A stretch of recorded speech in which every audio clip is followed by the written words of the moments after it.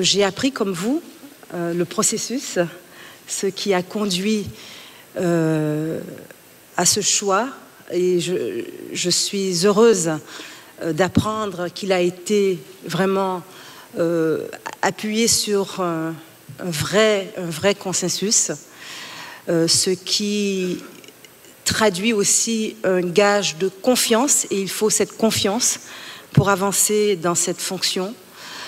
Surtout pour mener et accompagner des objectifs qui sont certainement très ambitieux. La feuille de route sur laquelle les chefs d'État et de gouvernement se sont entendus est l'une, je dirais, des plus ambitieuses et des plus audacieuses que la francophonie se soit jamais donnée. L'idée d'une francophonie économique. Et ce qui a été vraiment formidable durant toute cette campagne que j'ai pu mener pour établir, et cela était nécessaire, un vrai état des lieux des pays, de l'espace francophone, de leurs objectifs, de leurs aspirations, des forces en présence, des volontés. C'était de voir à quel point cette nouvelle orientation, qui va s'appuyer aussi sur les actions les plus solides qui ont été, et sur le legs du secrétaire général, le président Abdou Diouf.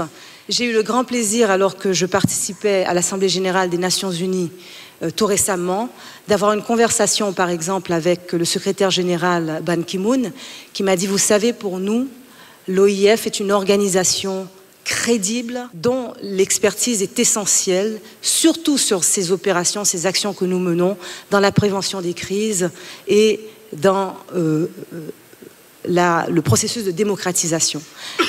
Lorsque vous posez la question, monsieur, aurais-je l'autorité?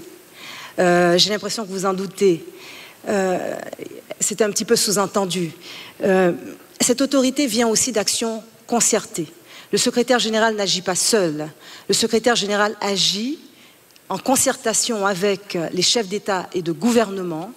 Ce que j'ai pu vérifier et voir sur le terrain, c'est à quel point partout, dans toutes les régions, sur le continent africain et ailleurs, nous voyons des États ensemble examiner des situations de déstabilisation pour leur pays et mener ensemble des opérations concertées. Et c'est là-dessus qu'il va falloir s'appuyer.